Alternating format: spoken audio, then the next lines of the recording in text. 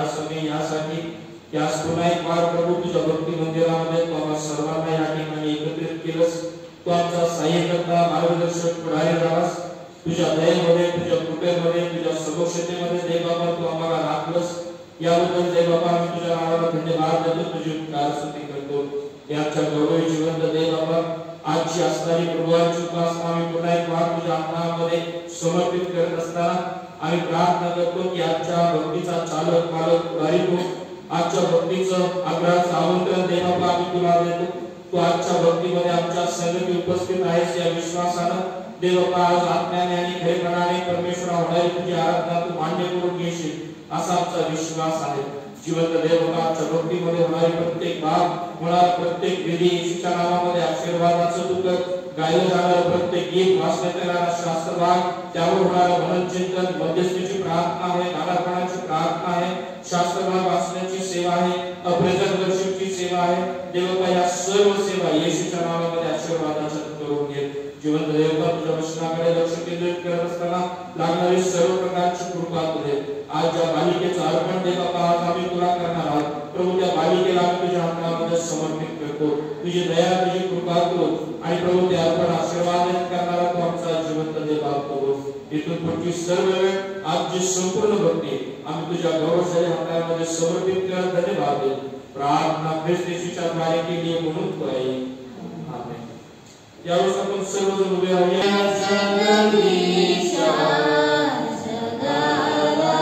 तुझी मात्र आशा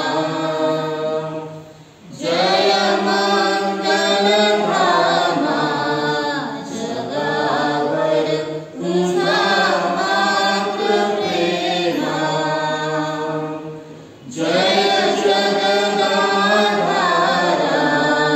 जगाला तुझा मात्र प्यारा जय जय विश्वपते जगते तुझी वाट बघते तुझी मात्र सेवा घडू दे जगामध्ये देवा तुझे राज येवो जगिया स्वर्ग उभारा हो तुलाच वंदन घेऊया मुझे वैभव तू अवघे तुझा मात्र चरणी रमुदे सहर्ष विरजनी प्रभो परात्पर जय करुणाकर प्रभो परात्पर जय करुणाकर जय जय जय बापा जय जय जय पूजा जय जय जय आपण उभे असताना स्तोत्र संहिता 85 आपण काही वेळेला वाचणार आहोत. पहिलं वचन मी आणि दुसरं वचन तुम्ही अशा रीतीने स्तोत्र संहिता 85 आपण काही वेळेला वाचणार आहोत. पहिलं वचन मी आणि दुसरं वचन तुम्ही अशा रीतीने. Let us read Psalm 85 responsive. हे परमेश्वरा तू आपल्या देशावर प्रसन्न झाला आहेस. तू याकोबाला बंदीवासातून परत आणले आहे. तू आपल्या लोकांच्या अनितीची क्षमा केली आहे, त्यांच्या सर्व पापांवर मागून काढले आहे. तू आपला सर्व क्रोध आवरला आहे. तू आपल्या कोपाची तीव्रता सोडून दिली नाही. हे आमच्या उद्धार देवा, आम्हाला परत आण आणि आमच्याकडे आपल्या वचनाने संसर. तू आमच्यावर सर्व काळ भोगलेला राहणार काय? पिढ्यानपिढ्या तू आपला क्रोध चालू ठेवणार काय? तुझ्या लोकांनी तुझ्याकडे हर्ष पाहावा म्हणून तू आमचे क्रोध जीवन करणार नाहीस. हे परमेश्वरा तुझ्या दयेचा आम्हाला अनुभव येऊ दे व तू सिद्ध केलेले कारण आम्हाला दे.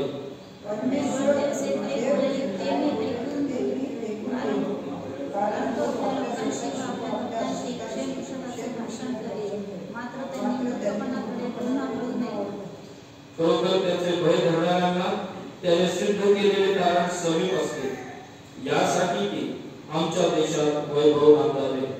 दया व सच्चाई एकत्र झाली आहे. नीती व शांती यांनी अगदी एकीचे जीवन घेतले. पृथ्वीतून सत्य बाहेर पडत आहे, स्वर्गातून नीतिमत्व अवलोकन करीत आहे. जे उत्तम ते परमेश्वर देईल आणि आमची भूमी आपले फळ देईल.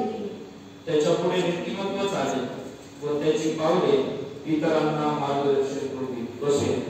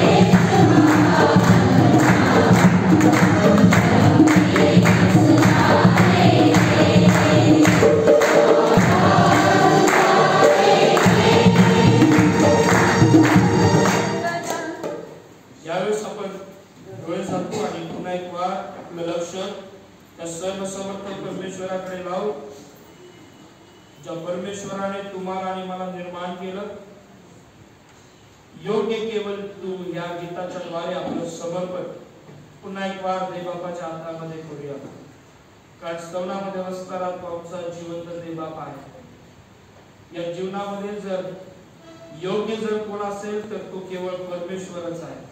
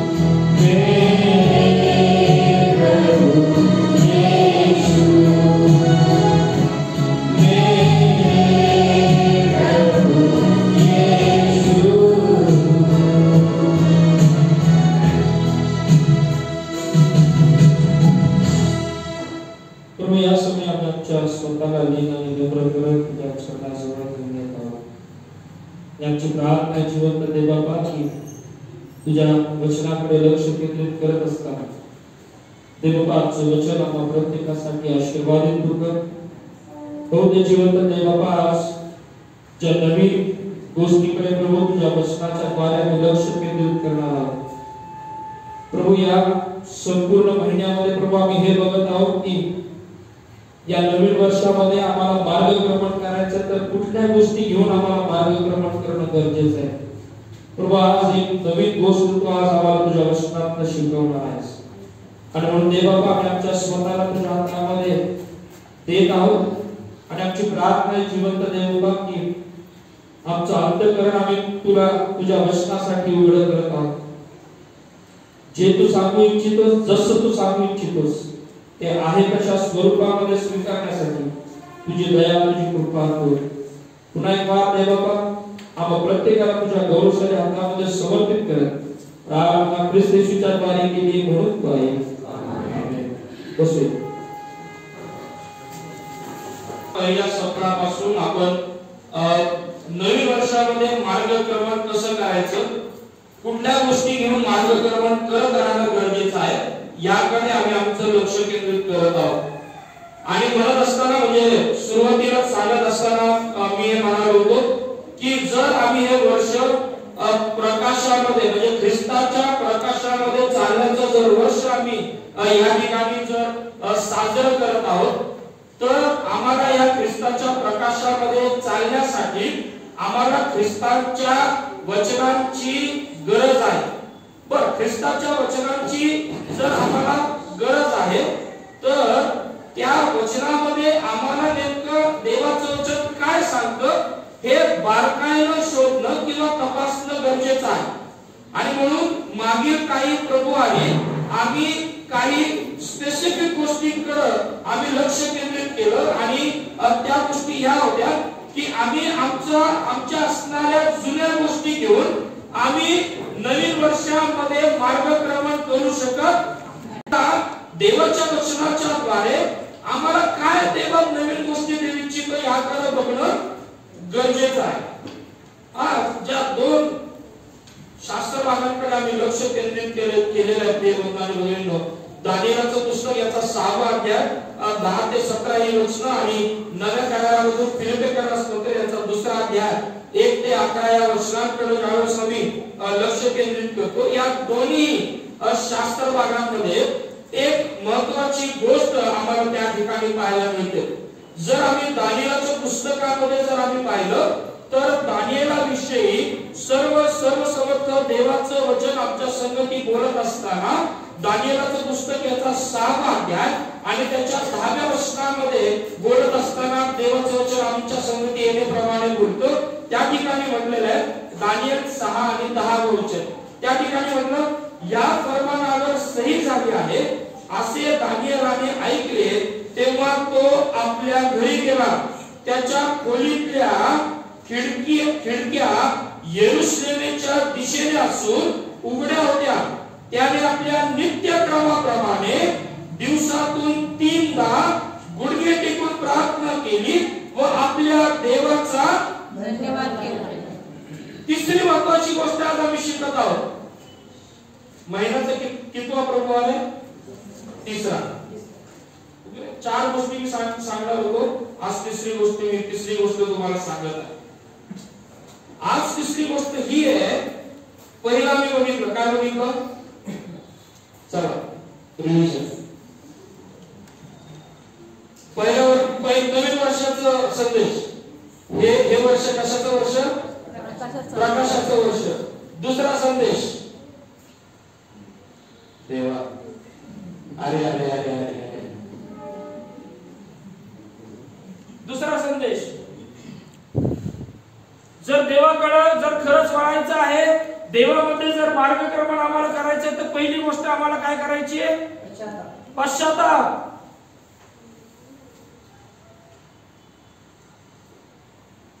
पहिली गोष्ट पश्चाताप. दुसरी गोष्ट देवाकडे लक्ष लावणं. बापरे, उत्तर कोण देतं? देवाकडे लक्ष लावणं, देवाच्या निर्बंधाकडे आपली पावलं वळवणं. आज तिसरी गोष्ट तुम्हाला सांगणार.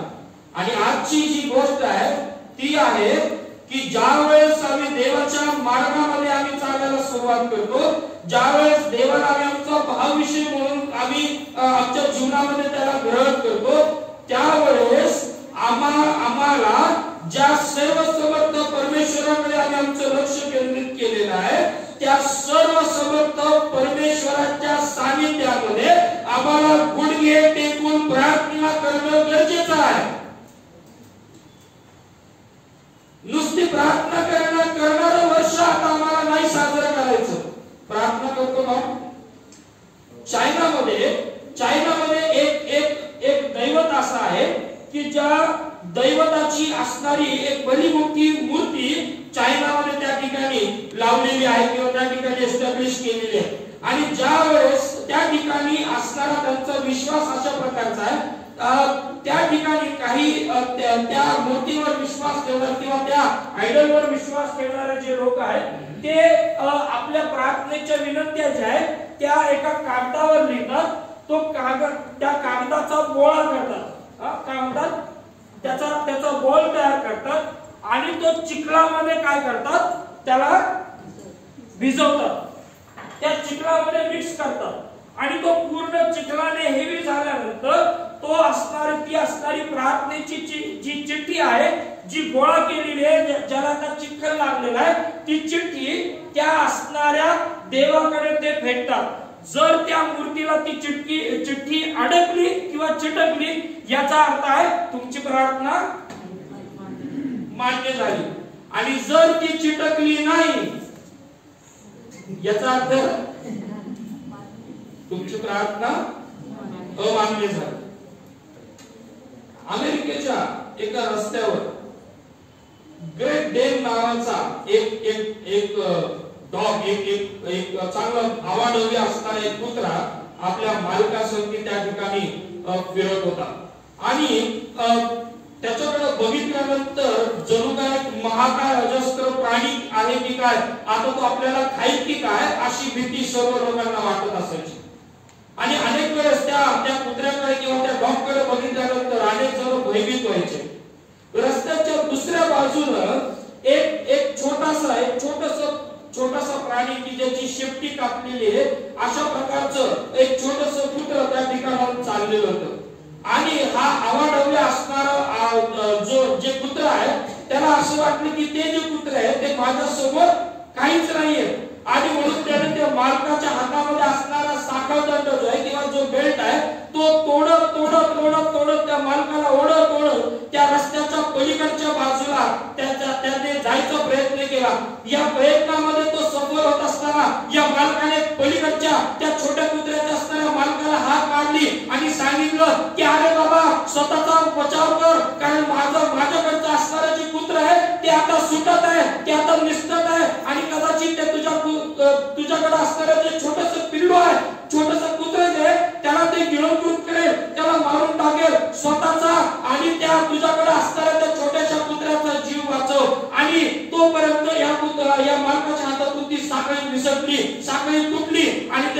झालं, तो रस्ता पार करून पलीकडच्या रस्त्याला गेलं आणि त्या ठिकाणी त्या असणाऱ्या छोट्या कुत्र्यावर झडप घालण्याच्या अगोदरच या छोट्या कुत्र्याने आपलं तोंड उघडलं आणि त्या भल्या मोठ्या कुत्र्याला घेऊन.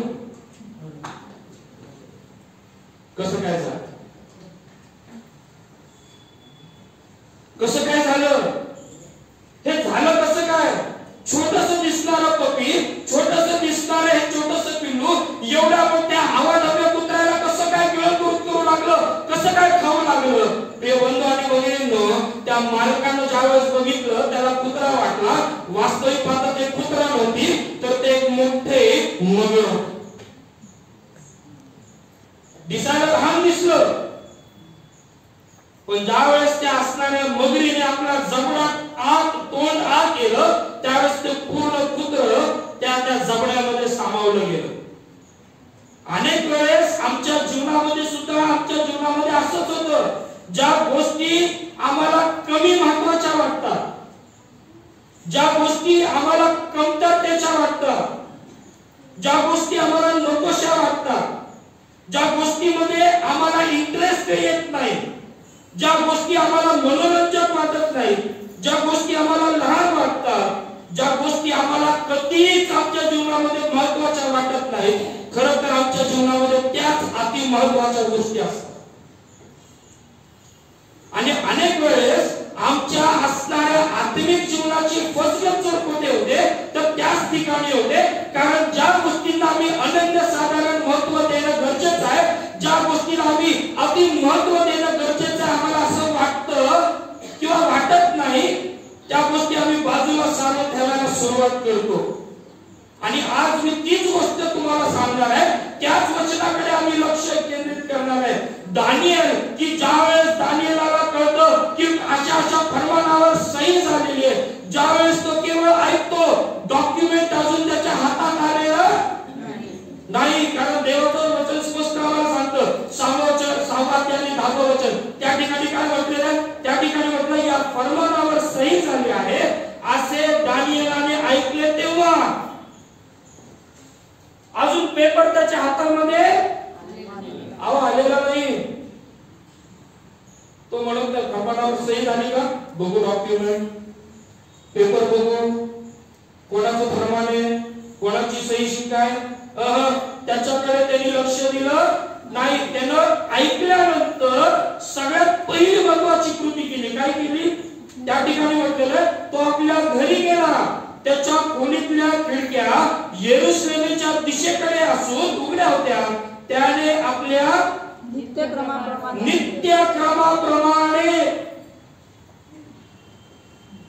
त्याचा जो नित्यक्रम आहे त्या नित्यक्रमाप्रमाणे दिवसातून 3दा गुडघे टेकून प्रार्थना केली.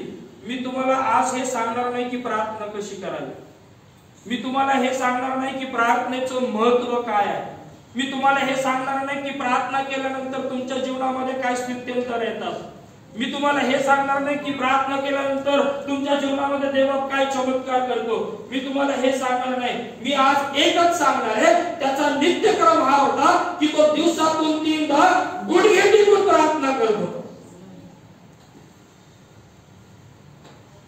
गुडघे टेकणं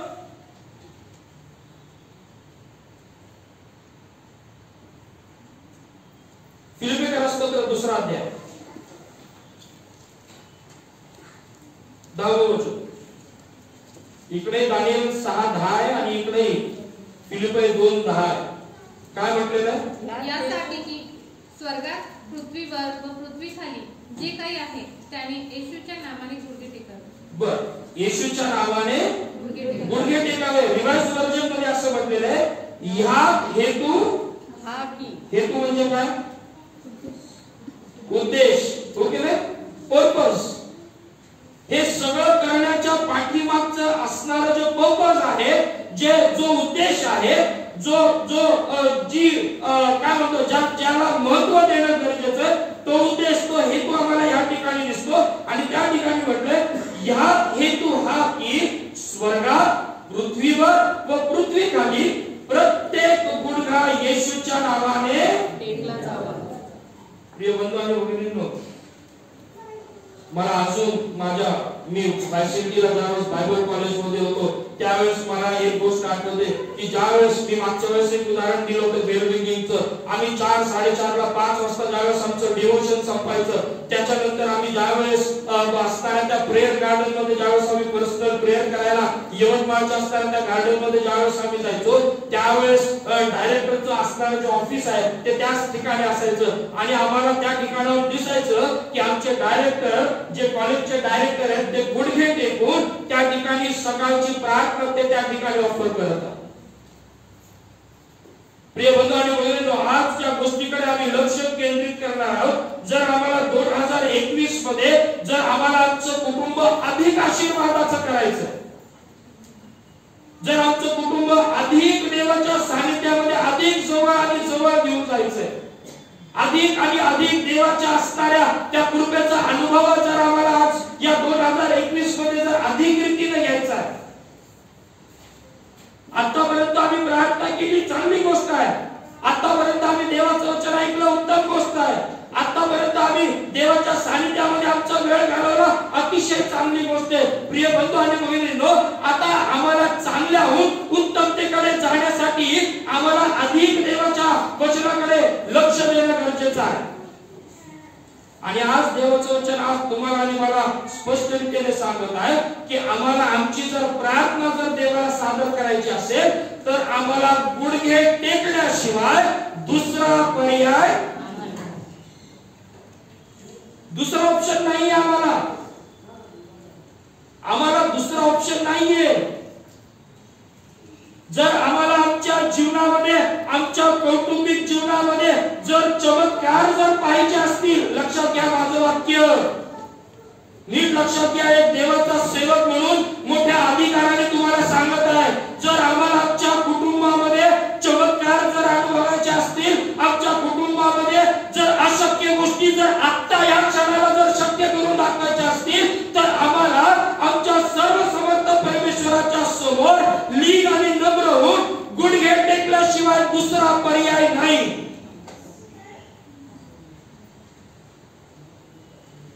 आम्ही गुडघे कधी टेकतो? खूप बिकट परिस्थिती आल्या. अजून माझं उत्तर जर निराळ आहे बरं. आम्ही गुडघे कधी टेकतो? महिन्यातून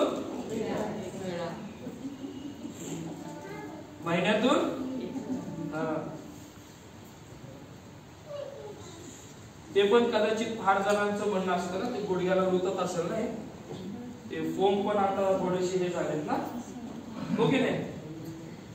लागतं ना गुडघ्याला, लागतं का? तुम्हाला कळालं मला काय म्हणायचं म्हणून नाही म्हणते. बंधू आणि भगिनींनो, महिन्यात एकदा केवळ प्रभुभोजनासाठी मला प्रत्येकाचं वैयक्तिक जीवन मी त्या ठिकाणी बघणार नाही की तुम्ही किती गुडघ्यावर येता किती येत नाही. ज्याने त्याने वैयक्तिक रीतीने आमच्या असणाऱ्या आत्मिक जीवनाकडे लक्ष देणं गरजेचं आहे. प्रिय बंधू आणि भगिनींनो, दानिएलाचा नित्यक्रम काय होता माहितीये का?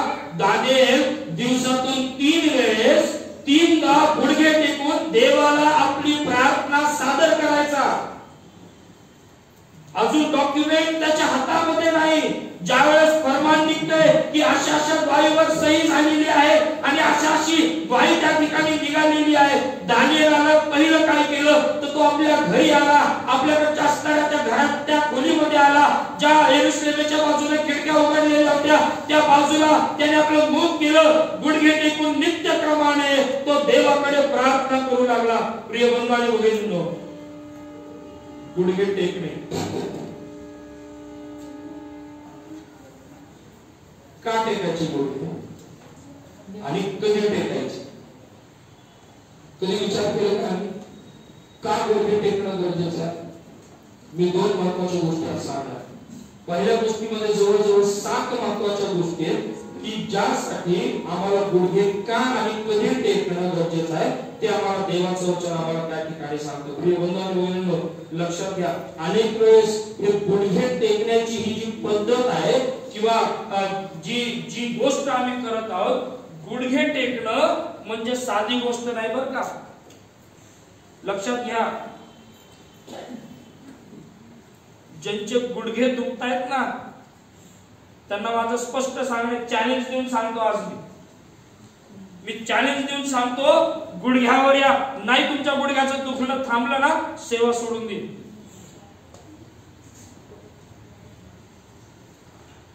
गुडघ्यावर या, गुडघ्यावर या. तुमच्या आणि माझ्या कुटुंबाला ना या गुडघ्यांच्या प्रार्थनेची गरज आहे. तुमच्या आणि माझं कुटुंब हे जर आम्हाला जर बदलायचं असेल आत्मिक दृष्टिकोनातून, आमचे गुडघे झिजवणं गरजेचं आहे. आमच्या जीवनामध्ये जर चमत्कारांची अपेक्षा तुम्ही करत आहात ना, गुडघे झिजवा.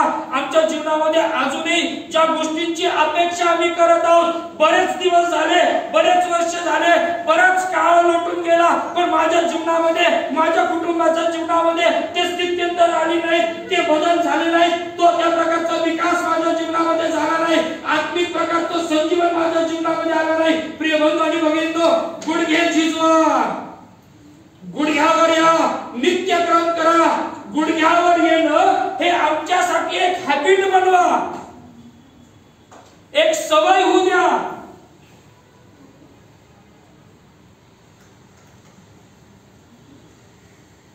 दानिएल गुडघ्यावर आला, नित्यक्रमाप्रमाणे दानिएलाने गुडघ्यावर येऊन आपल्या सर्व समर्थ परमेश्वराकडे आपली काकूक, आपला असणारी अर्जने, आपलं असणारं मंडप त्या ठिकाणी देवाकडे बांधलं. दिवसातून 3 वेळेस, तेही गुडघे टेकून.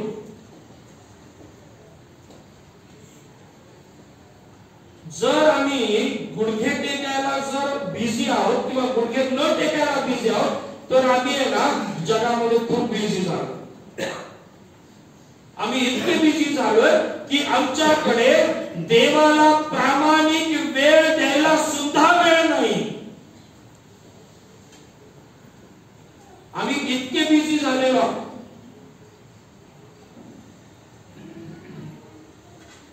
रे बंधू बहिणींनो, गुडघे झिजवा, गुडघे टेका. यशायाचा ग्रंथ याचा 45वा अध्याय आणि 23वा वचन. गुडघे का टेकावे?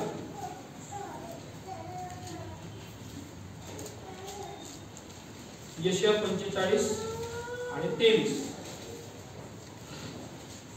मी आपली शपथ पाहिली आहे, माझ्या न्यायत्वाच्या मुखातून वचन निघाले आहे, ते बदलणार नाही. ते हे की मज पुढे प्रत्येक जण गुडघा टेकेल, प्रत्येक जीवा माझ्या काही निष्ठेची शपथ पाहिली. माझ्या समोर प्रत्येक जण काय करेल? काय करेल? निष्ठेची शपथ वाहिली. 23व्या वचनामध्ये तो स्पष्टपणे म्हणतो, मी आपली शपथ वाहिली आहे, माझ्या न्यायत्वाच्या मुखातून वचन निघाले आहे, ते बदलणार नाही. आणि ते हे की मज पुढे प्रत्येक जण गुडघा टेकेल, प्रत्येक जीवा माझ्या ठाई निष्ठेची शपथ वाहील. प्रत्येक गुडघा. फिलिप्पियराच्या पत्रामध्ये 2ऱ्या अध्यायाच्या 10व्या वचनामध्ये पण लिहिणारा लेखक स्पष्टपणे त्या ठिकाणी म्हणतो, संत पौल फिलिप्पीच्या मंडळीला लिहित असताना तो म्हणतो, फिलिप्पियराचं पत्र 2रा अध्याय आणि 10व्या वचनामध्ये तो म्हणतो, ह्यात हेतू हा की स्वर्गात, पृथ्वीवर व पृथ्वीखाली प्रत्येक गुडघा येशूच्या नावाने टेकला जावा. आमचे गुडघे टेकवणं, येशूच्या नावामध्ये आम्ही आमचे गुडघे टेकवणं, ही आज तुमची आणि माझी, माझ्या मंडळीची, माझ्या कुटुंबाची, माझ्या असणाऱ्या संपूर्ण असणाऱ्या माझ्या प्रियजनांसाठी ही एक गरज आहे.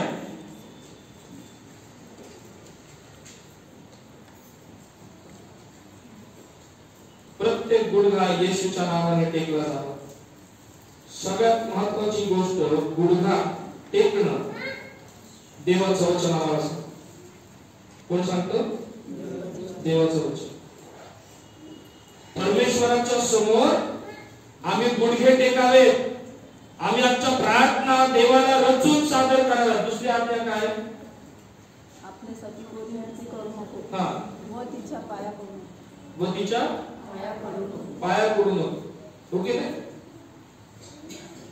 देवाशिवाय दुसऱ्याच्या समोर गुडघे टेकता कामा नये. आणि म्हणून पहिली महत्वाची गोष्ट की तुम्हाला आणि मला गुडघे टेकणं जे आहे देवाच्या सानिध्यामध्ये येऊन आम्ही आमचे गुडघे झिजवलं, ही देवाने दिलेली आज्ञा आहे. देवाचं वचन आम्हाला स्पष्टपणे सांगतं की आम्हाला गुडघे टेकणं गरजेचं आहे. स्तोत्र 95 आणि 6 7 महत्वाच्या गोष्टींकडे आपण लक्ष केंद्रित करणार आहोत. स्तोत्र 95 आणि 6 काय म्हटलं? यहोवा परमेश्वर जो आपला उत्पन्न करता त्याच्या पुढे यहोवा परमेश्वर जो आपला उत्पन्न करता त्याच्या पुढे आपण गुडघे टेकू. पुढे त्याची उपासना करू. त्याची उपासना करू. उपासना करू. पुढे त्याला नमन करू. त्याला नमन करू. 3 महत्वाच्या गोष्टी. जो आपला उत्पन्न 2 महत्वाच्या गोष्टी. जो आपला उत्पन्न करता आहे त्याच्या समोर आम्ही गुडघे टेकावे. का तर त्या गुडघे टेकण्याच्या द्वारे आम्ही त्याची काय करतो? उपासना करतो. वी वर्शिप हिम. आम्ही त्याची उपासना करतो. एवढंच केवळ नाही, पुढे काय म्हटलं? त्याला नमन करू. त्याला नमन करू. त्याला नमन करतो.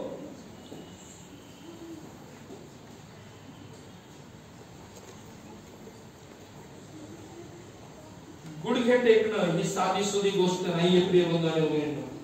गुडघे टेकणं हे देवाच्या वचनामध्ये आम्हाला सांगितलेलं आहे. आपण काय म्हणतो इंग्लिश मध्ये काय म्हणतो? To kneel down. बरोबर आहे? बरोबर आहे माझं वाक्य? आम्ही काय करतो तर आम्ही आमचे गुडघे टेकवण्याच्या द्वारे आम्ही देवाकडे ज्यावेळेस आम्ही आमचं लक्ष केंद्रित करत आहोत त्यावेळेस आम्ही हे स्वीकारतो की आम्ही त्या सर्व समर्थ परमेश्वराची उपासना करत आहोत.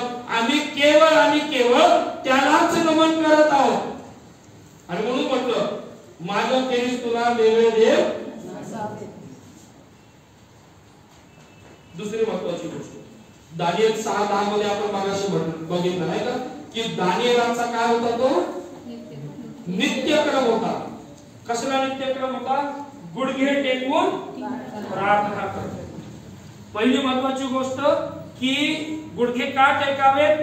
तर त्याची उपासना करायला, त्याला नमन करायला. दुसरी महत्वाची गोष्ट गुडघे का टेकावे? तो आमचा नित्यक्रम असावा. काय असावा? नित्यक्रम असावा. नित्यक्रम म्हणजे रोज करणारे काम. हा? रोजची सवय. गुडघे टेकणं ही रोजची काय असावी? सवय.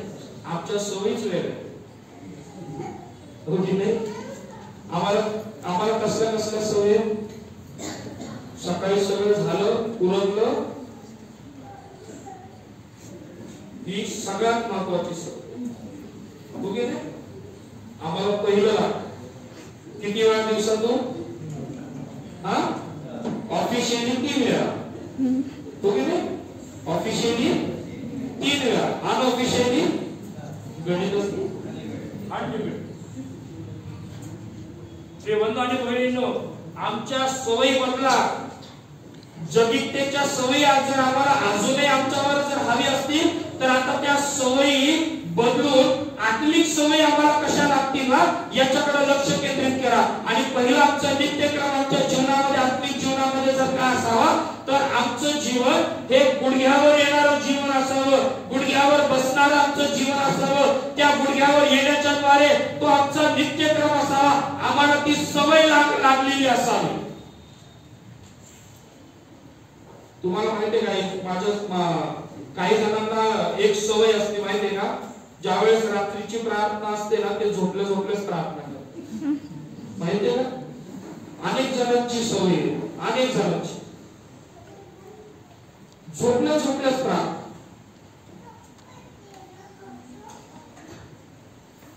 काही जणांची तर सवय अशी असती जेवणाचा पहिला घास खाल्ल्यानंतर त्यांना आठवतं अरे प्रार्थना करायची राहिली. मग त्यावेळेस प्रार्थना. अरे काय आम्ही किती देवाला ग्रांटेड घेतो.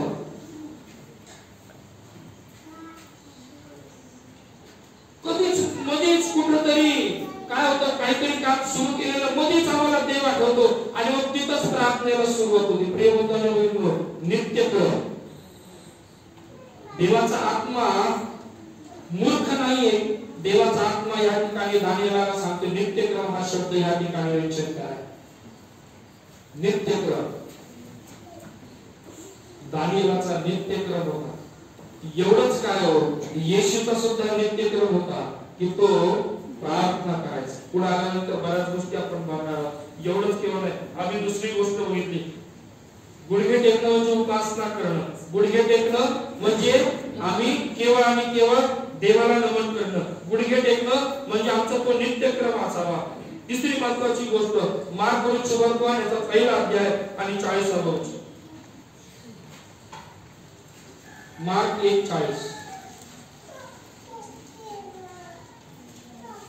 तेव्हा एक कुष्ठरोगी त्याच्याकडे आला व त्याच्या पुढे गुडघे टेकून त्याला विनंती करून म्हणाला, आपली इच्छा असली तर मला शुद्ध कराव्यास आपण समर्थ आहात. एक कुष्ठरोगी त्याच्याकडे आला व त्याच्या पुढे गुडघे टेकून काय करू लागला, विनंती करून म्हणाला, आपली इच्छा असली तर मला शुद्ध करावयास आपण समर्थ. पुढे काय झालं, त्याचा कुष्ठरोग गेला की नाही गेला? गेला. गुडघे टेकून केलेली विनंती, त्याच्यामुळे त्याच्या जीवनामध्ये काय झालं, त्याच्या जीवनातलं असणारं अडथळं दूर झालं. तिसरी महत्वाची गोष्ट, जर दैवी चमत्कार आमच्या जीवनामध्ये जर अनुभवायचे असतील तर आम्हाला आमच्या देवासमोर गुडघे टेकणं गरजेचं आहे. प्रेषितांचे कृत्य याचा 9वा अध्याय आणि मला वाटतं 40व्या वचनामध्ये सुद्धा आम्हाला त्याच प्रकारचा वृत्तांत आम्हाला त्या ठिकाणी आढळतो. चौथी महत्वाची गोष्ट, मार्क सुवर्तमान 10वा अध्याय आणि त्याचं 7वं वचन. मार्क 10 17वं वचन. मार्क 10 आणि 17. मग तो निघून वाटेस लागणार, तोच एकाने धावत येऊन व त्याच्या पुढे गुडघे टेकून त्याला विचारले, उत्तम गुरुजी, सार्वकालिक जीवन हे वतन मिळवण्यास मी काय केले पाहिजे? मी काय केले पाहिजे? पुढे काहीतरी सिंबल, प्रश्नचिन्ह, क्वेश्चन मार्क. बरोबर. सार्वकालिक जीवन जर मला मिळवायचंय तर ते मी कसं काय आत्मसात करावं? पण ह्याचं असणारा जो रोग आहे, जी पद्धत आहे ती निराळी आहे. तो काय म्हणतो 17व्या वचनामध्ये, मग तो निघून वाटेस लागणार, तोच एकाने धावत येऊन व त्याच्या पुढे त्याला गुडघे टेकून प्रश्न विचारला. कोणाला? येशूला. गुडघे टेकून विचारलेल्या प्रत्येक प्रश्नाचं उत्तर आमच्या जीवनामध्ये एक सॅटिस्फॅक्शन घेऊन येतं. येते लक्षामध्ये? चौथी महत्वाची गोष्ट, गुडघे का टेकावेत? कारण अनुत्तरित प्रश्नांची उत्तरं ही ख्रिस्ताकडे आहेत. जीवनामध्ये काही अशी आमची प्रश्न आहेत की ज्या प्रश्नांना आम्हाला आतापर्यंत उत्तर मिळाली नाहीत. प्रिय बंधू भगिनींनो, गुडघ्यावर या आणि येशूला प्रश्न तर करून पहा. या तरुणाने या व्यक्तीला प्रश्न केला, सार्वकालिक जीवन मिळावं म्हणून मी काय करावं? त्याला उत्तर मिळालं. कधी? गुडघे टेकल्यावर. म्हणून ज्यावेळेस आम्ही गुडघे टेकतो, आम्ही त्याची वर्शिप करतो, आम्ही त्याला नमन करतो, आमचा तो नित्यक्रम असावा. दैवी चमत्कारांचा अनुभव जर आमच्या जीवनामध्ये घ्यायचा आहे तर आम्हाला गुडघे टेकणं गरजेचं आहे. आणि एवढंच काय, आमच्या अनुत्तरित प्रश्नांची जर उत्तर जर आम्हाला पाहिजे आहे तर आम्हाला गुडघे टेकणं गरजेचं आहे. प्रेषित 21:5. प्रेषितांची कृत्य याचा 21वा अध्याय आणि त्याच्या 5व्या वचनात. मग असे झाले की ते दिवस गेल्यावर आम्ही तेथून निघून मार्गस्थ झालो. तेव्हा स्त्रिया व मुले यांच्या सुद्धा सर्वांनी आम्हास नगराबाहेर पोहोचविले. तेथे समुद्राच्या तीरी आम्ही गुडघे टेकून प्रार्थना केली. तेथे समुद्राच्या किनाऱ्यावर आम्ही गुडघे टेकून प्रार्थना केली. मंडळींनो, लक्षात घ्या, ज्यावेळेस देव आमच्या जीवनामध्ये महत्कृत्य करत आहे त्या मूळ कृत्याचे आभार म्हणून आम्हाला गुडघे टेकणं गरजेचं. देवाला जर उपकार स्तुती जर सादर करायची असेल तर आम्हाला गुडघे टेकणं गरजेचं आहे. अनेक वेळेस आमची देवाला उपकार स्तुती कशी असते, कधी कधी देवाला थँक्यू म्हणायला सुद्धा आम्ही विसरतो बरं का. जेवण सुरू होण्या अगोदर किती जण प्रार्थना करतात? जेवण करायच्या अगोदर करतो ना, करतो, सगळेजण करतात प्रार्थना. फक्त जेवण झाल्यावर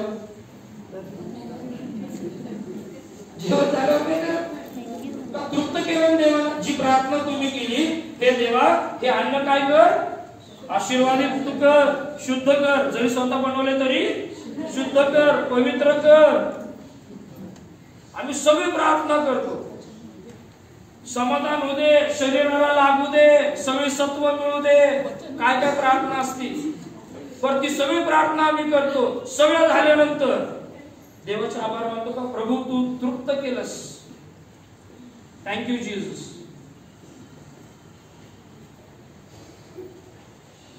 गुडघे टेकून देवाचे आभार मानायला शिकलं पाहिजे. आम्ही देवाचे आभार मानायला पाहिजे. या मंडळीने ज्यावेळेस त्यांचा असणारा आता मिशनरी फेरी समारोपाला आली आणि सर्व गोष्टी आता स्थिर स्थानावर होत होत्या आणि मिळतेवरून ज्यावेळेस सोराकडे जाण्याचा असणारा त्यांचा प्रवास त्या ठिकाणी होत होता, या लोकांनी काय केलं, ते समुद्राच्या किनाऱ्याकडे आले आणि गुडघे टेकून एका मनाने एका दिलाने त्यांनी प्रार्थना सादर केली. उपकार स्तुतीसाठी आम्हाला गुडघे टेकणं गरजेचं आहे. पहिले राजे याचा 8वा अध्याय आणि 54वा वचन. पहिले राजे याचा 8वा अध्याय आणि 54वा वचन.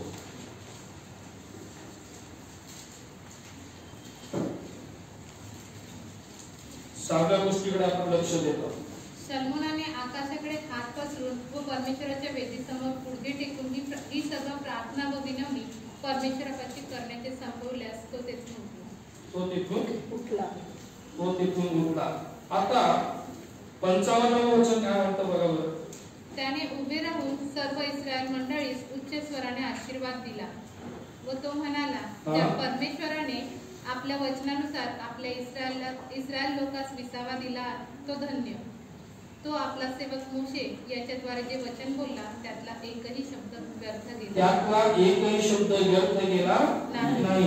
54व वचन काय म्हणतो माहितीये का, सलमोनाने आकाशाकडे हात पसरून व परमेश्वराच्या वेदी समोर गुडघे टेकून ही सर्व प्रार्थना व विनंती परमेश्वरापाशी करण्याचे संपवल्यावर तेथून कशी केली विनवणी सादर, गुडघे टेकून ही सर्व प्रार्थना आणि विनंती त्यांनी काय केली, ही सर्व परमेश्वराकडे करणं ज्यावेळेस त्यांनी संपवलं त्या ठिकाणाहून उठला. आणि 55वं वचन आम्हाला सांगतं, त्याने उभे राहून सर्व इस्रायल मंडळीस उच्च स्वराने आशीर्वाद दिला. तुमच्याद्वारे, लक्षात घ्या, तुमच्याद्वारे इतरांना जर आशीर्वाद प्राप्त व्हावे ही जर तुमची इच्छा असेल तर गुडघ्यावर येणं गरजेचं. सलमोनाचं जीवन आम्हाला तेच सांगतं. सलमोन इस्रायलाच्या मंडळीला किंवा इस्रायलाला त्याच वेळेस आशीर्वादित करतो ज्या वेळेस प्रथम तो गुडघ्यावर आहे, ज्यावेळेस तो प्रार्थना विनवणी सादर करतो त्यावेळेस तो आशीर्वाद देतो आणि तो आशीर्वाद इतरांसाठी आशीर्वादित ठरतो. म्हणून आमचं जीवन जर इतरांसाठी जर आशीर्वादित करायचं असेल, पहिल्यांदा आम्हाला काय करणं गरजेचं आहे, गुडघ्यावर न येता आम्ही म्हणायचं की तुला आशीर्वाद मिळेल. सलमोन त्या ठिकाणी गुडघ्यावर येते, प्रार्थना आणि विनवणी सादर करत आणि मग त्याच्याद्वारे इस्रायलाला तो आशीर्वादित करत आणि इस्रायल आशीर्वादित होतो. प्रिय बंधू आणि बहिणींनो, माझ्याद्वारे जर माझ्या कुटुंबाला जर आशीर्वाद जर प्राप्त व्हायचे असतील, एक पती म्हणून, एक पत्नी म्हणून, एक आई म्हणून, एक वडील म्हणून, एक कुटुंब प्रमुख म्हणून, एक घरातला करता पुरुष म्हणून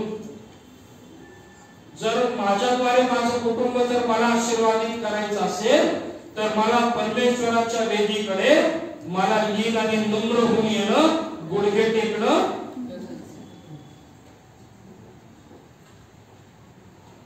आपल्या मनाला एक प्रश्न विचारावा, मी कधी परमेश्वराच्या समोर गुडघे टेकले? मी कधी परमेश्वराच्या समोर गुडघे टेकले?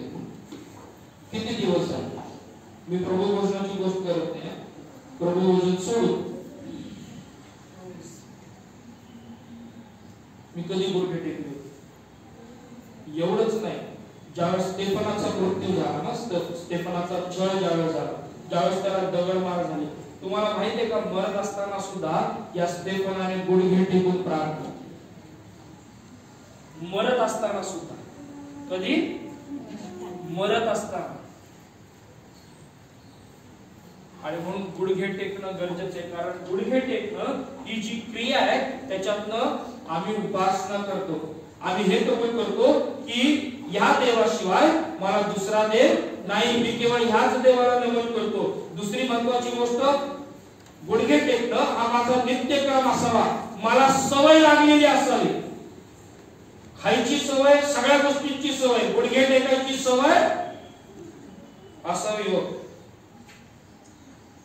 दैवी चमत्कारासाठी आम्हाला गुडघे टेकणं गरजेचं आहे. अनुत्तरित प्रश्नांची जर उत्तर आम्हाला मिळवायची तर आम्हाला गुडघे टेकणं गरजेचं आहे. उपकार स्तुतीसाठी आम्हाला गुडघे टेकणं गरजेचं आहे. इतरांना माझ्याद्वारे जर आशीर्वादित व्हायचं असेल तर मला गुडघे टेकणं गरजेचं आहे. आणि एवढंच केवळ नाही तर छळातून जात असताना सुद्धा ज्यावेळेस मृत्यू समोर दिसत आहे, ज्यावेळेस माझ्या समोर मरण आहे, त्यावेळेस सुद्धा मला गुडघे टेकणं गरजेचं आहे. आता गुडघे टेकत असता का टेका? गुडघे का टेका? देवापुढे नम्र हो. Kneeling to God, kneeling before God is to submit ourselves.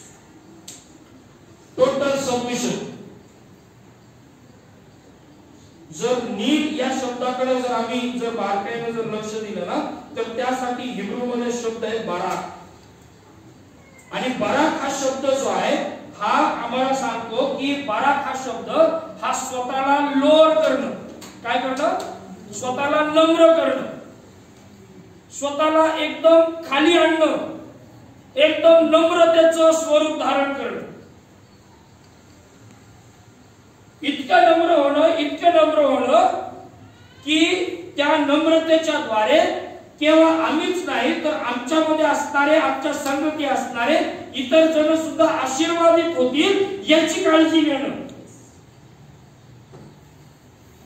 आणि मग प्रिय बंधू आणि भगिनींनो, ज्यावेळेस आम्ही या गोष्टीकडे ज्यावेळेस आम्ही बघतो ना त्यावेळेस आम्हाला थोडंसं बारकाईनं बघणं गरजेचं आहे.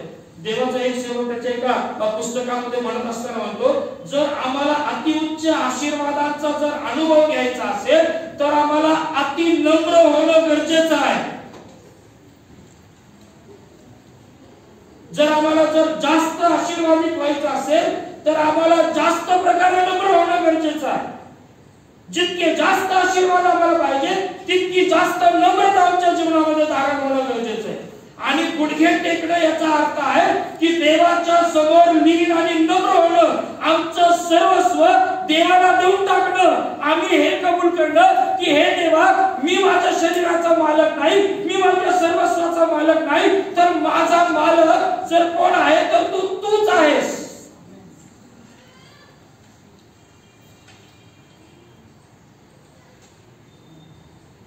दुसरा एक अर्थ to kneel before the Lord किंवा टू नील, गुडघे टेकण्याचा अर्थ काय माहितीये का? ज्यावेळेस आम्ही नम्र होतो, ज्यावेळेस आम्ही गुडघे टेकतो त्यावेळेस आम्ही इतरांना आशीर्वादित देतो. त्यावेळेस आम्ही इतरांना आशीर्वादित करतो. आता तुम्ही विचार करा, जर मी जर गुडघे टेकत आहे तर मी कसं काही इतरांना आशीर्वादित करत आहे? ही गोष्ट आम्हाला ख्रिस्ताच्या जीवनामध्ये दिसून येते. ही गोष्ट आम्हाला ख्रिस्ताच्या जीवनामध्ये दिसून येते.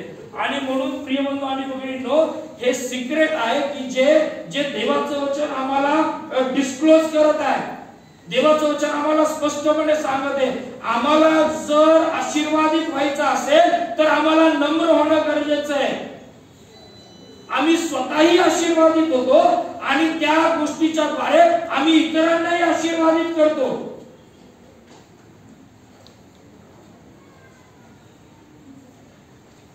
तुम्ही विचार करा ना, कारण फिलिप्पियर स्तोत्र याचा दुसरा आहे बघा. त्या ठिकाणी काय म्हणलं, 5व्या वचनापासून आपण नीट बारकाईने वाचूया म्हणजे आम्हाला तो वृत्तांत समजून येईल. अशी जी चित्तवृत्ती ख्रिस्त येशूच्या ठायी होती ती तुमच्या ठायी असो. तो देवाच्या स्वरूपाचा असूनही देवाच्या बरोबरीचे असणे हा लाभ आहे असे त्याने मानले नाही, तर त्याने स्वतःला रिक्त केले.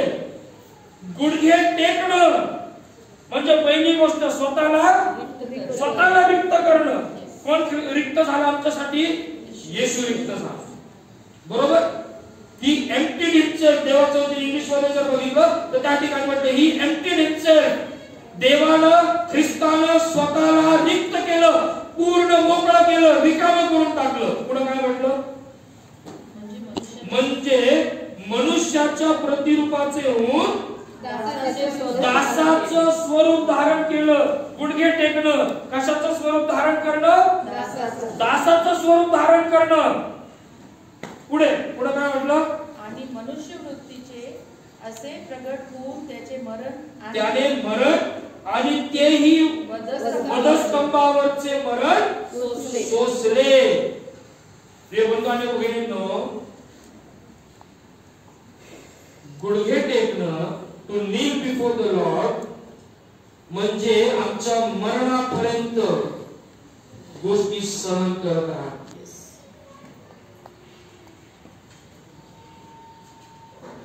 आणि म्हणून प्रिय बंधू आणि भगिनींनो, ज्यावेळेस आम्ही या टू नील डाऊन किंवा to kneel before the Lord या फ्रेजकडे ज्यावेळेस आम्ही लक्ष केंद्रित करतो, प्रिय बंधू आणि भगिनींनो, गुडघे टेकणं ही साधी गोष्ट नाहीये. आम्ही काय करतो माहितीये का? आम्ही दोन गोष्टी करतो. त्या ठिकाणी करतो. दोन महत्वाचे शब्द मी त्या ठिकाणी म्हणतो. एक तर आम्ही आमच्याकडचे असणारे जे आशीर्वाद आहेत ना, हे गुडघ्यावर येण्याच्या द्वारे आम्ही ते रिलीज करतो. काय करतो? रिलीज करतो. ज्यावेळेस ख्रिस्त नम्र झाला, ज्यावेळेस त्यांनी वधस्तंभावरचं मरण त्या नम्रतेमध्ये ज्यावेळेस सहन केलं, तो इतका नम्र झाला की त्याने वधस्तंभावरचं मरण सोसलं. त्या वधस्तंभावरच्या मरणाच्या सोसण्याच्या द्वारे त्याच्याकडचे असणारे जे आशीर्वाद आहेत ते आम्हाला रिलीज झाले. आणि मग होतं काय? ज्यावेळेस आम्ही गुडघ्यावर येतो त्यावेळेस ते रिलीज झालेले आशीर्वाद आम्ही रिसीव्ह करतो.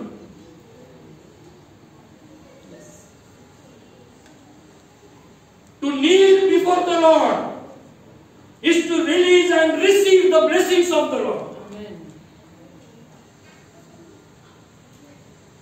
देवाच्या समोर नतमस्तक होणं, देवाच्या समोर गुडघे टेकणं.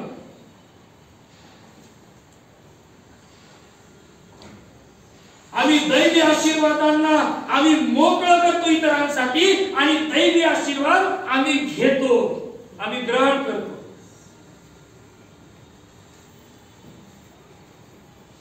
देवाचा सेवक त्याच्या एका पुस्तकामध्ये म्हणत असताना होतो, greatest blessings required greatest load.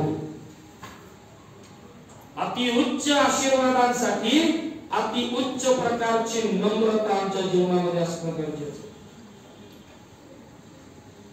तो नम्र झाला. किती नम्र झाला? कुठे नम्र झाला येशू? कुठे नम्र झाला? यशायाचा ग्रंथ 53 अध्याय.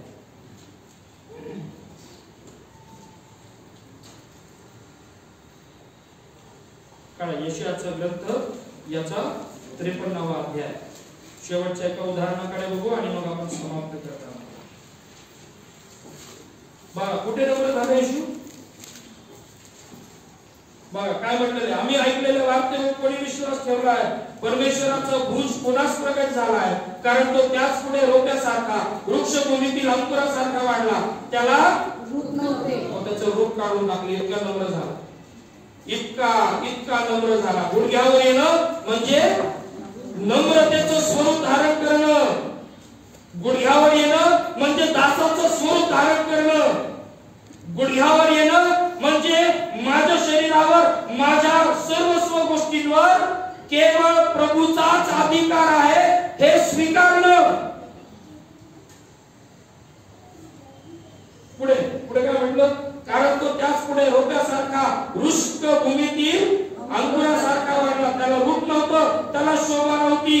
त्याचकडे पाहिलं तर त्याचवर मन बसेल असं त्याच्या काही सौंदर्य नव्हतं. तिसऱ्या वचनामध्ये पहिली गोष्ट काय म्हटलं? किती लोअर झाला तो? त्याला तुच्छ मानण्यात आला. हो की नाही? पुढे मनुष्याने टाकलं त्याला. हो की नाही? देवाच्या पुत्राला कुणी टाकून दिलं? मनुष्याने टाकून दिलं. पुढे क्लेशांनी व्यापलेला. अजून किती लो व्हायचो ख्रिस्तानं, अजून किती नम्र व्हायचं. पुढे व्याधींशी परिचित असलेला असा तो पुरुष पाहून लोक काय करत होती? तोंडे फिरवत होती व त्याला तुच्छ देखील आणि त्याला आम्ही मानले नाही. खरोखर आमचे व्याधी त्याने आपल्यावर घेतले, आमचे क्लेश त्याने पाहिले, तरी त्यास ताडप केलेले, देवाने त्यावर प्रहार केलेले व त्याला पिडलेले असे आम्ही लेखिले.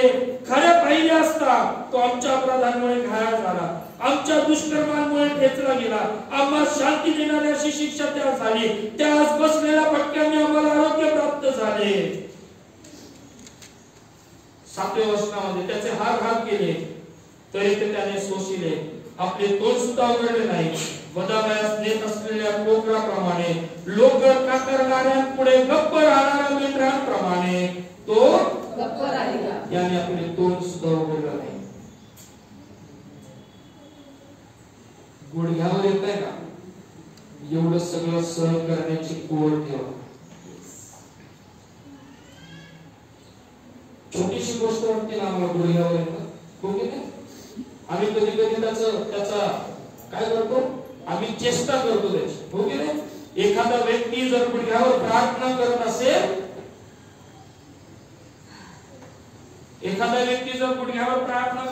काय म्हणतो आम्ही? जर गुडघ्यावर प्रार्थना करत आहे काय म्हणतो आम्ही? अनेक वेळेस काय बोलतो आम्ही? जास्त धार्मिक आहे, गुडघ्यावर प्रार्थना करतो, जास्त धार्मिक आहे. प्रिय बंधू आणि भगिनींनो, तुम्हाला सत्य सांगू का? जो व्यक्ती ज्या वेळेस गुडघ्यांवर प्रार्थना करतो ना, तो त्यावेळेस सगळ्यात जास्त सामर्थ्यशाली व्यक्ती असतो. कारण तो गुडघ्यावर आलेला असतो.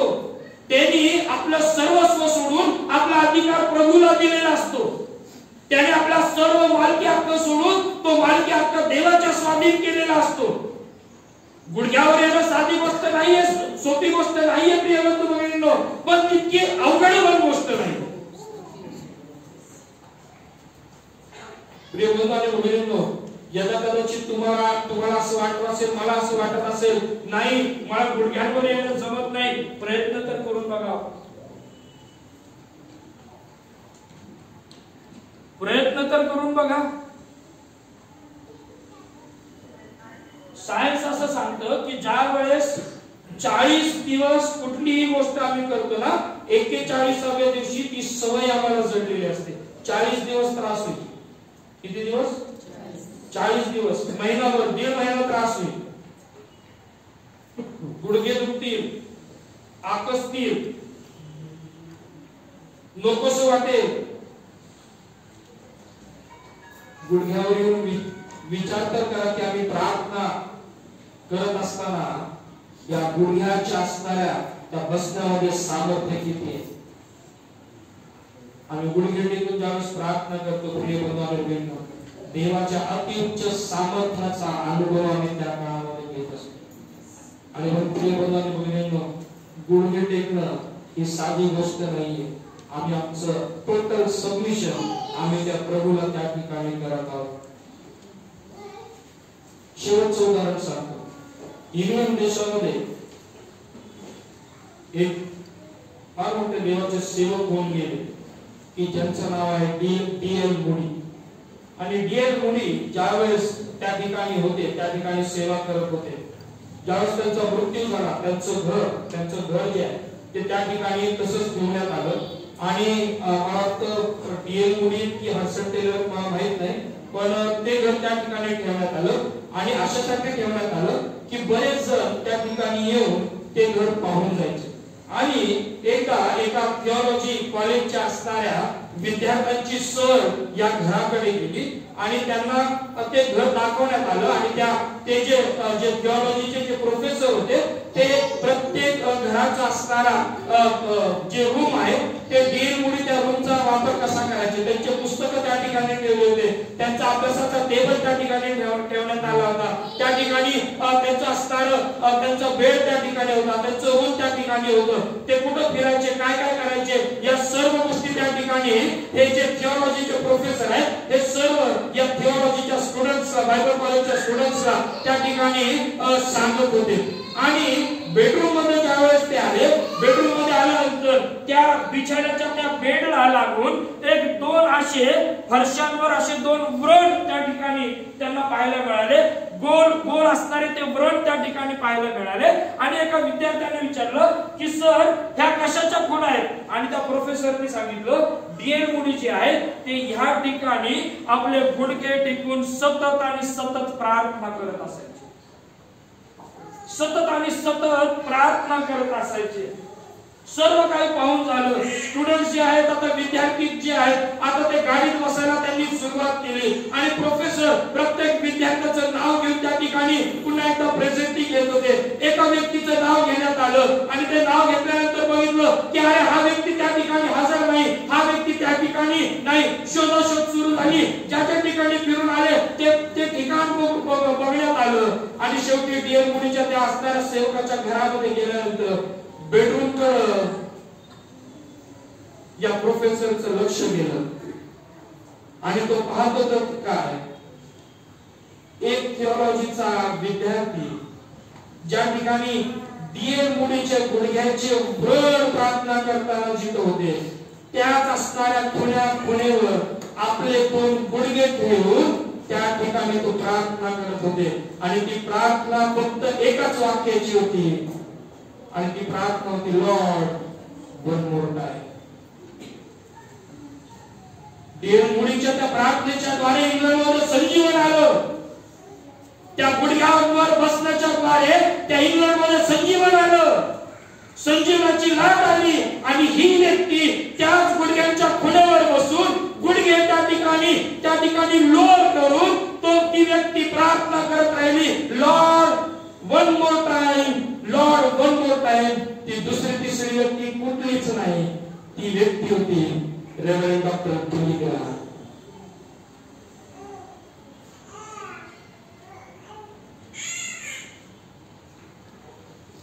गुडघ्यांवरील प्रार्थना केली आणि बिली ग्रॅहमच्या सेवेच्या द्वारे संपूर्ण जगाला संजीवनाची लाट काय ती का.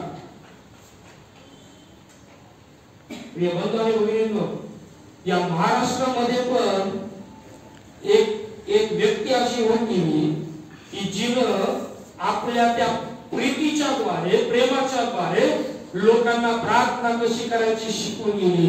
पंडित रामाबाई. त्या आम्ही सर्वजण त्या आईची खोली म्हणतो. त्या केळगावच्या मुक्ती मिशन मध्ये गेल्यानंतर, त्या आईच्या खोलीमध्ये गेल्यानंतर तिचा असणारा तो छोटासा बेड, त्या खोलीमध्ये गेल्यानंतर तिच्या असणारे ते गुडघे जिथं तिनं टेकवलेले आहेत, जिथं तिनं त्या गुडघे आपल्या सर्व बांधवांसाठी, बहिणींसाठी झिजवलेले, ती जागा अजूनही स्पष्ट रीतीने दिसते. प्रिय बंधू भगिनींनो, काय एवढी उत्तर, एवढी उदाहरणं ऐकल्यानंतर आमचा जीव होत नाही का गुडघे टेकायला. देवासमोर नम्र व्हा, देवासमोर लीन व्हा, गुडघे टेका. गुडघे टेकण्यामध्ये आमच्यासाठी बरेच आशीर्वाद आहेत. गुडघे टेकण्यामध्ये आमच्यासाठी बरेच चमत्कार आहेत. गुडघे टेकण्यामध्ये आमच्या कुटुंबाचं जर सर्व्हिसिंग ऑइल जर कुठे आहे तर ते या गुडघे टेकून केलेल्या प्रार्थनेमध्ये आहे. प्रार्थना करताय चांगली गोष्ट आहे. उत्तम गोष्ट काय आहे? गुडघे टेकून प्रार्थना करणं. आपल्या मनाला, आमच्या मनाची तयारी करा. डोळे झाले.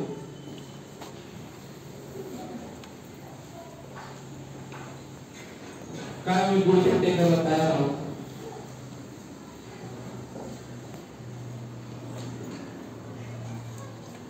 दानिएलने गुडघे टेकले.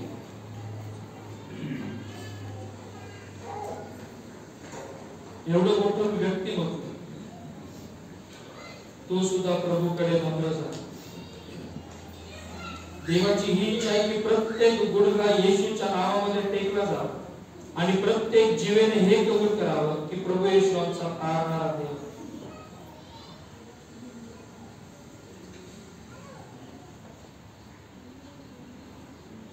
काय आम्ही गुडघे टेकायला तयार आहोत? माझ्या कुटुंबामध्ये जर संजीवन पाहिजे का त्या बिली ग्रॅहम सारख्या प्रार्थना करायला तयार आहोत. लॉर्ड one more time, प्रभू पुन्हा होऊ दे.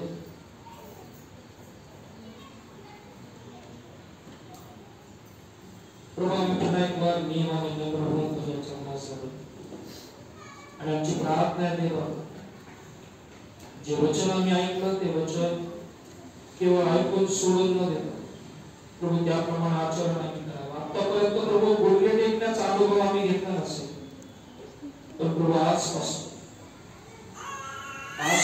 प्रभू आम्ही तुला कबूल करतो. आम्ही आमचं जीवन पुन्हा एक वार राहून तुला समर्पित करतो.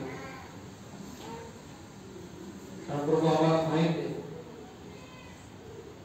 ज्यावेळेस मी गुडघे टेकेन, ज्यावेळेस आम्ही गुडघे टेकू, त्यावेळेस सगळ्यात जास्त सामर्थ्य आहे आमच्याकडे.